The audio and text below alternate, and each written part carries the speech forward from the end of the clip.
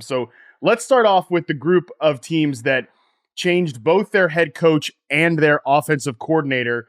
And I think the Chargers are a perfect place to start here. They hire former Michigan head coach and former, obviously, long time ago, 49ers head coach Jim Harbaugh. They also bring in former 49ers offensive coordinator with Jim Harbaugh back in the day, Greg Roman. Also, he was the offense coordinator with the Ravens in Lamar Jackson's early eras. So, Ben, tell me about your reaction to this move and how you think this is going to play out schematically with this offense. Yeah, I thought Harbaugh was a really good hire for the Chargers. I think that Harbaugh is a great coach. I think he's one of the 32 best coaches in the world. I think he's a good NFL head coach.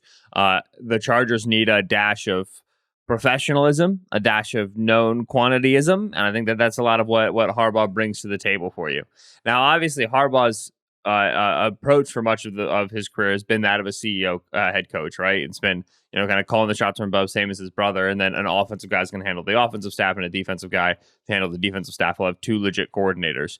We were all like, all right, like, this is great. Just please don't bring in Greg Roman. Like, just the way that this would stink is if, like, you gave the keys over to Greg Roman. And then they gave the keys over to Greg Roman. And I think that's it's tricky. I think Greg Roman, again, like I started by saying Jim Harbaugh is a good coach. I also think Greg Roman is a good coach. Like, there's stuff that Roman has coached a good running game for a long time in the NFL now at multiple spots. And the reason why Roman was so successful when he first started with Harbaugh in the league, right, in San Francisco, is because he was willing to pull stuff and do stuff from the college level that guys weren't willing to do yet, like using the pistol and using read option and stuff like that. So he understands how to find a leverage point, find an edge in the NFL and implement it. The problem is, I think he's due for some updating. I think he's due for some, like the same stuff that was getting the drop on teams in 2013, 2014 isn't getting the drop anymore, right? And we have to be more willing to evolve in the running game and evolve to spread formations, get more speed on the field, and have a running game that doesn't need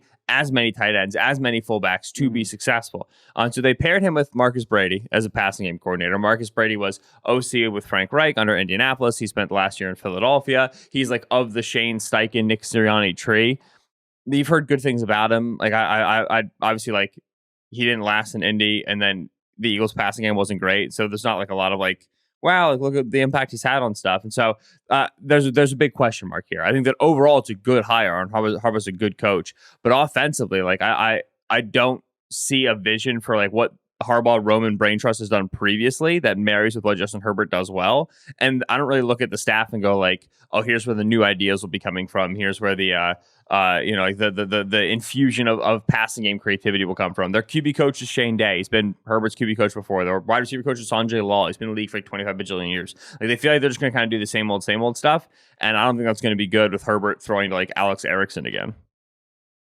Right. I think that's kind of the crux of the Chargers offseason, is that this personnel group, I think, more so than the casual fan probably thinks, it really feels like a blank slate. Like, the running back room, Austin Ekeler is a free agent. Josh Kelly's a free agent. In the wide receiver room, I think Mike Williams is definitely going to be cut. I don't know what your opinion on like where Keenan Allen is at this point in his career, but he is making a lot of money. Is he a potential guy they move off of? The tight end room, you talk about Greg Roman's offense throwing tight ends on tight ends on tight ends on the field. This tight end room has been a problem for years. So I think it's kind of fair to wonder what like this offensive scheme and these group of guys, what they want to marry to the talent, because really, to me, I think whoever's going to be a part of the Chargers core is probably not on this roster, at least like in 2025 and beyond. Yeah, no, I think that's fair. And like, I think it would behoove the Chargers to do a little 1 year wash, right? Where it's like, okay, let's like draft a tackle.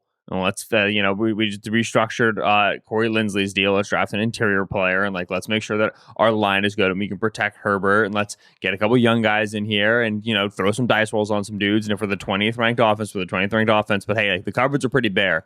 The last guy spent a lot of money on Khalil Mack and on J.C. Jackson and on Joey Bosa and on Mike Williams and Keenan Allen. And that's just, they wanted to win with that, and there's no chance we're winning with that over the next few years.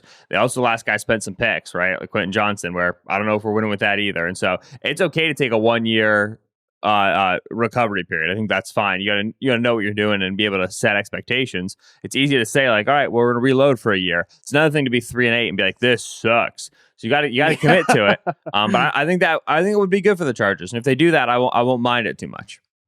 Yeah, I think that having Greg Roman around and having Jim Harbaugh around like sets you at some level of a floor but I don't think they're reaching a ceiling maybe ever with this group, and certainly not this year at all. I think that level of competency is going to be nice. I think whoever they draft at running back, whoever they bring in at running back, I'm going to be interested in that player because I think this run game has been historically a good unit. So that's kind of it though. From a pass game standpoint, I'm ready to believe anything in terms of who they line up at wide receiver this year and really what that looks like, because this group of players went stale in Los Angeles towards the end, and this offense in terms of Greg Roman in Baltimore ran stale by the time it was over there. So I came into this very excited about the Jim Harbaugh thing, and you are kind of bringing me down a little bit, which I think is fine because I've been sort of mixed a little bit. I really don't. Harbaugh and Herbert, they're gonna compete. They're gonna be around. Like they're gonna have games where Herbert kind of wills them into existence. I don't think they're gonna be a total nothing burger. I think Harbaugh and Herbert are both too good for that.